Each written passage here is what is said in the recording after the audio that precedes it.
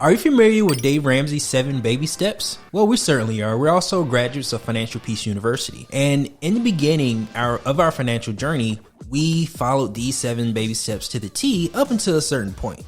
And in this video, we're going to explain to you a little bit about our journey. My name is Darius. And I'm Carmen. So like Darius said, we did derail a little bit along the way, but it was because as our journey started to morph into our journey, what we wanted for ourselves, we recognized that we just needed to do a little bit of remixing to get to the financial peace that we saw for ourselves. Right. Now, the first thing that we experienced when doing Financial Peace University is the fact that we were surrounded by individuals doing the exact same thing. We actually went to our local YMCA when we were living in Houston, and it was an awesome experience because people were asking questions that we had questions on ourselves, but it was nice to be in an environment where we can collectively talk about finances. Yeah. Now, well, a little bit of background information. I don't know for those of you who may not be aware, but at least when we got started with Financial Peace University, you could go to a group setting and learn about it and go to like weekly classes, or you could do like your own self-study online. So we went to a group setting where we met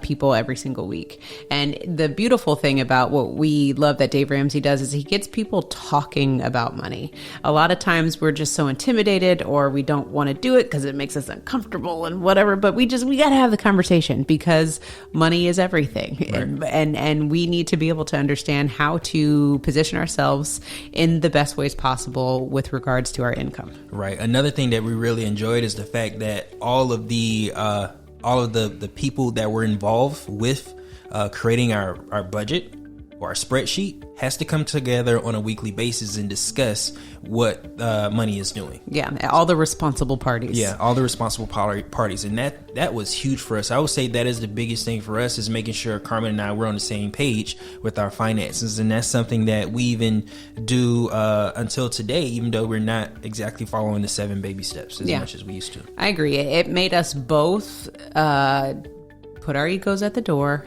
come together and learn how to communicate so that we could understand how to make the numbers work on our spreadsheets. Right. And as it wasn't easy, right? We got better over time. And now we get to the point where it's fun and we enjoy coming together and strategizing and talking about things. But in the beginning, it was difficult. So let's jump into the very first baby step, which is obviously the first one, which is save $1,000 for emergency fund, which is what Dave Ramsey says. This is something that we totally think everyone should do. Mm-hmm. And you should have even way more in savings if you can. Right. But let me back up for a minute. I think if you're watching this video, like we said, we're giving our perspective. So I think you need to understand your wealth profile.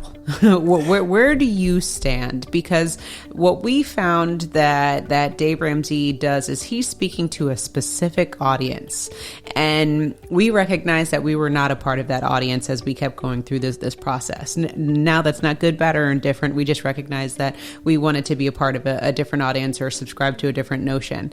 And so you need to understand that for yourself. So I think before even going into this whole process, you need to determine, are you up for actively learning about investing? Are you up for actively challenging yourself when it comes to your money and going to different groups and going to seminars and learning and masterminding all about your money and taking control of what you can control of and actively applying everything? If that's you, then I would say maybe the baby steps aren't for you, because but it is a good start if you don't have anything. If you don't have anything to go off of and you come from bad programming and you have no idea how to save money or no idea how to manage your credit cards, then this is a really good program for you if you're just starting out. Yes, and then evolve to looking at wealth building from a different lens. Right. But I say that because as we go through this information, you'll see how we started to kind of divert because we recognized that we wanted a little bit more control of what we were doing. We wanted to be more aggressive with our money, our earnings, and that's why we said, we need to move forward. So anyways, the very first baby step is saving $1,000. Why is this crucial? crucial, because if you have nothing, like Darius's point, if you have nothing, you need to learn how to get some money in your savings so that when things happen, you aren't deterred from any of your paying off debt strategies or whatever the case may be, because you have a cushion in the bank that's going to hold you over in the event an emergency does come up. Right, because it keeps you from going into debt to solve that problem. And anytime we have debt, we're paying principal and interest, and principal is the actual value of the debt that we've inherited, but interest is the overage in which we pay the bank or a third party lender for access to those funds. Yeah, it's really, really imperative that you get serious about saving money. This is not the end of the road, the $1,000. This is just the beginning. The $1,000 is just the start. That's why it's called baby step 1. It's the start of what's going to get you on at the right track to making sure that you can start this process. Right. And baby step number 2 is pay off your debt. Paying off debt is really important because of what I said earlier. It allows you to, instead of pay interest, it allows you to save that money you would have otherwise spent on interest. And for those of you who aren't aware, most of us spend more money in interest than we save. So this absolutely, it takes care of that point in the very beginning of our process to make sure that we're not giving away money like a lot of Americans do in the form of credit card debt. And with the paying off debt piece of things, everything except your house. Yeah, is what he's talking about. That there's a strategy to this and how you apply this. So he basically calls it the Snowball Method, where you start with the smallest balance that you have and work on paying that off. And then you take the minimum payment that you were paying on that smallest balance, and then you use that minimum payment to help you pay down the next debt. And it's nice because you're just leveraging the money that you already have out there that's being spent to help you pay off other debts. And when we started to understand that concept, we got out of debt. We were like, this is amazing. It allowed us to focus on our money from a different perspective because there was strategy as opposed to us flailing our arms, not knowing what to do. So when you have a plan, who knew that you could do this? So it was really, really an awesome thing for us because we recognized the power of us coming together, working on one common goal, and shoving all of our income together to make it do some really amazing things. Right. Now, the next point is 3 to 6 months of savings. The reason why this is important is because in the event something happens, let's say you lose your job, you have the expenses that you need to maintain your lifestyle moving forward for the next 6 months. A lot of us, what we like to do is we like to do 12 months to make sure that we're good because we have no idea what's going to happen in the future.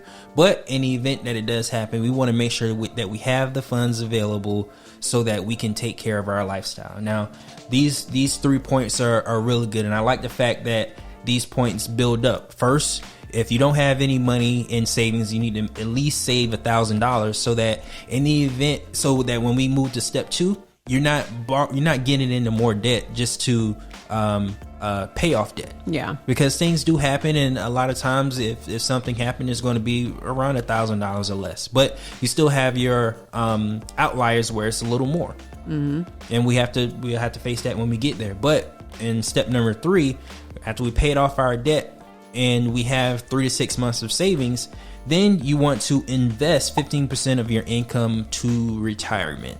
Now, this is where we started to think a little differently about putting money into our retirement accounts. Well, hold on one second before we go into that next point. With the third point, as far as 3 to 6 months of savings, I think especially with COVID, people really started to understand again the importance of savings. I'm glad you said that. And so that's why for us, we harp on that so much, and we even challenge people to get 6 to 12 months at this point because you just don't know what's going to happen. And sometimes it's easier to have it's so much, the value of having a peace of mind is priceless. And 3 to 6 months can sometimes not give you enough cushion to make sure that all of your bases are covered because of how quickly time goes. Right. And so we challenge a lot of our members and a lot of our clients to think about 6 to 12 months, have that liquid so that, anything that comes up, opportunities arise, you are able to either fund investments or you're able to make sure that your household is covered for a significant period of time. Right. Now, one thing that I do want to say, if you are interested in being a part of a like-minded community where we talk about all of these amazing concepts and continue to challenge ourselves financially, then definitely click on the link below. We would love to serve you at the Wealth Nation. Right. Now, moving into the point where it says put 15% of your income into your retirement accounts, right? Mm-hmm. Now, this is where we started to veer off a little bit.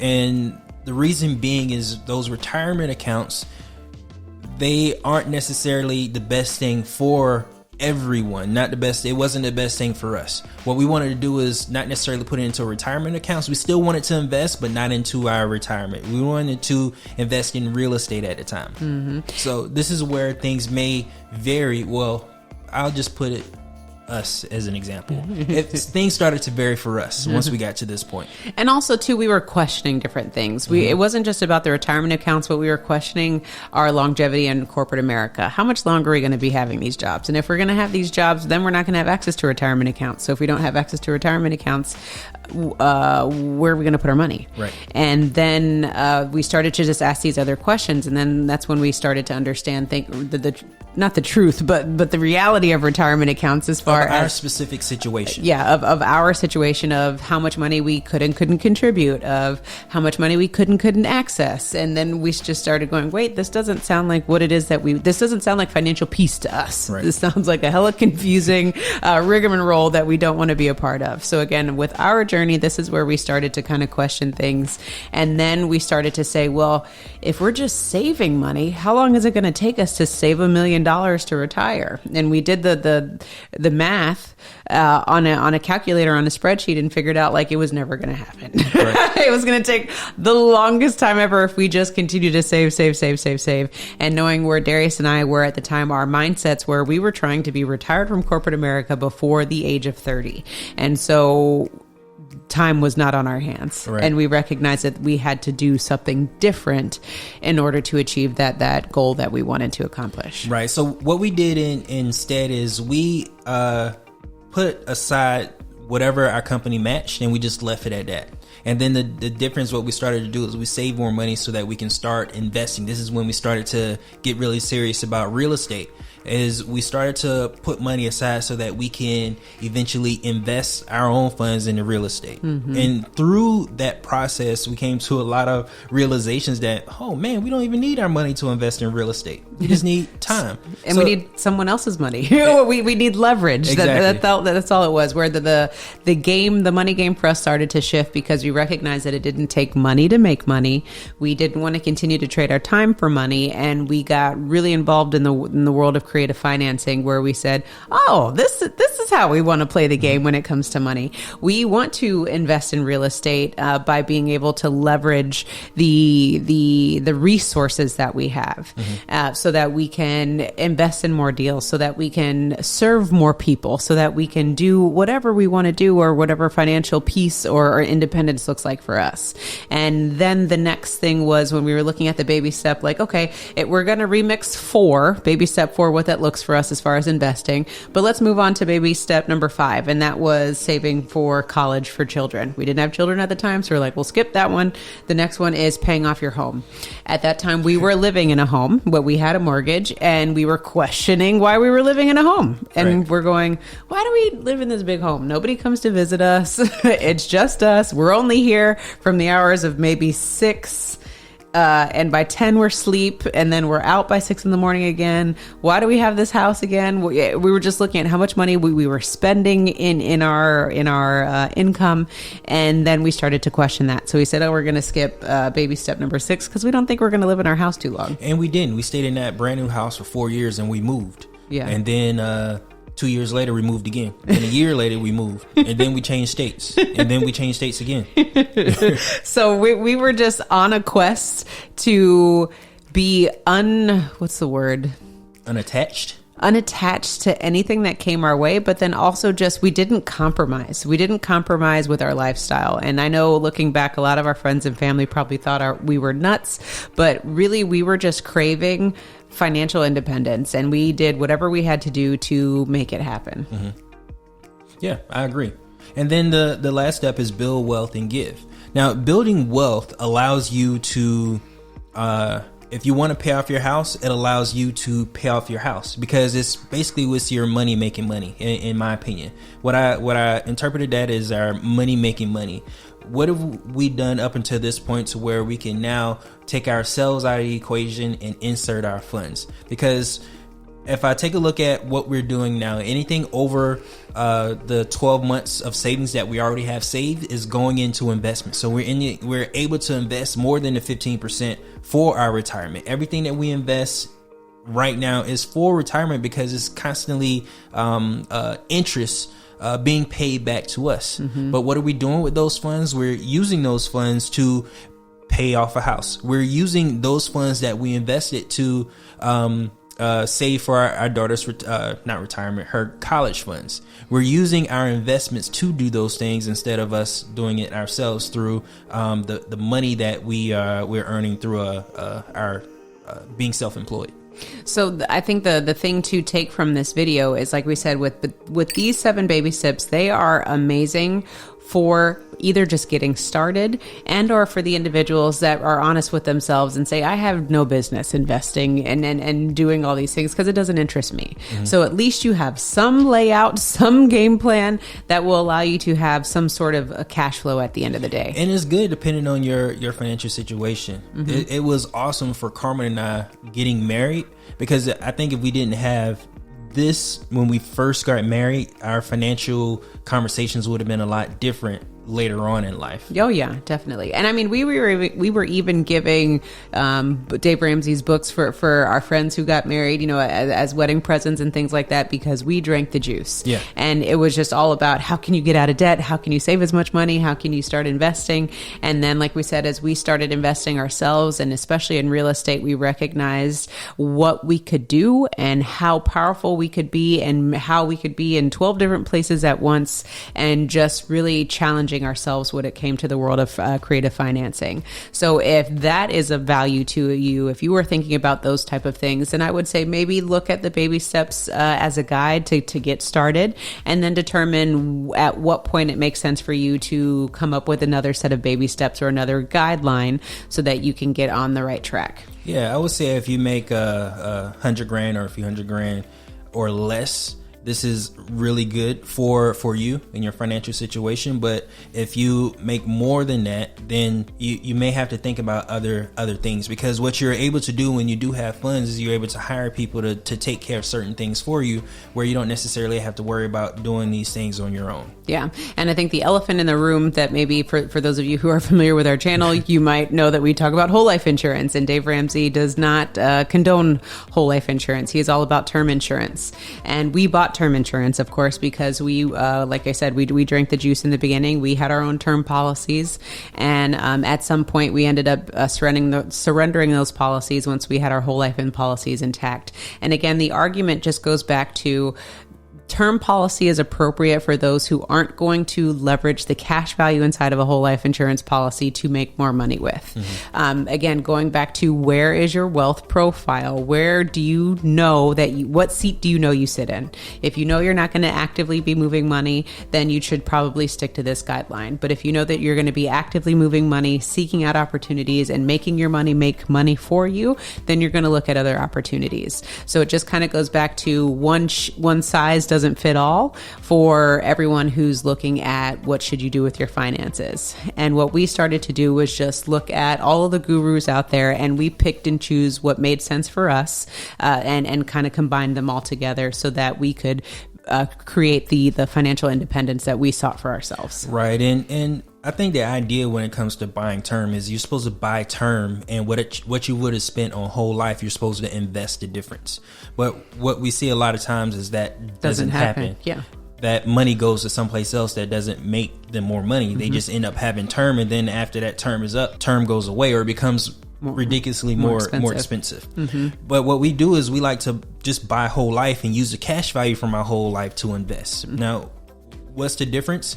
Well, if I buy term and I don't invest the difference, then I'm out of that money and I'm out of life insurance. Yeah. If I use whole life, a properly designed cash value life insurance policy, and I don't invest, my money's still growing. And I have a death benefit. I have life insurance for my whole for your life. entire life. Yeah. It's not just for a specific term. Right. So those are the little nuances that we started to understand and apply in our lives, which is why it makes sense to us. And then our circle changed. As our circle changed, they didn't have term. They had whole life insurance. And they invested differently. They thought about retirement differently. They controlled more of their finances versus being controlled. Yeah, and I think the other thing too is like once you get to a certain income level, you can invest in a lot of retirement accounts. So that's why you have to learn how to park your money in other places. And it's those conversations that we started to be a part of where it was like, wait, what? Come again? How does that work? And that's why it's always challenged us, which is why we're always telling you that you need to improve the circle of the people that you surround yourself with so they can challenge you to level up financially. Yeah. Or when you tell them, oh, I got term or I'm investing 15% in my retirement account, you get that empty look. You have what? Oh, okay. Check, please. But we thought that it was important for us to go through this information because this comes up on our radar a lot. People, well, especially because we talk about whole life. Dave Ramsey talks about term insurance. We did start off in the Dave Ramsey realm of financial peace, and we still give so much love to that program because it has helped millions of people get out of debt and understand their finances. It helped us. So we're never going to knock that. But it is important, again, for you to also empower yourself to understand what makes sense for you, because we got caught up in many different times, not just with this. We got caught up in many different times of people influencing what they thought our vision should be. Did I say that correctly? You said that absolutely correctly. Right. We got caught up in that, and instead of us understanding what our own vision was for ourselves. And it's important for you to not compromise because you have to live your life. Nobody else is going to live your life for you. And I just continue to go back to that notion because, again, when we're in our 20s, combinedly making over $100,000 a year, and we walk away from that, a lot of people weren't in support of the new lifestyle that we were looking. Because people put their own insecurities onto you. It's not them saying that you can't do it. It's saying that they can't do it. Yeah. What you're doing makes me uncomfortable. Yes. and you have to be completely honest and true to yourself and make sure that when you wake up every day, you are filled with love and joy and happiness. And if you're not, then you need to cut whatever cords you're tied to, because again, life is all about living your life, and it's not about being enslaved mentally, financially, spiritually, whatever it is. So you have to figure out what it is that you want for yourself and go after it, and find the other people who are craving the lifestyle that you desire. Right. And if you like this video and you want more information on how we manage our money, then check out this next video where we talk about that very thing on how we manage our money. And don't forget to own your own lifestyle. Or someone else will.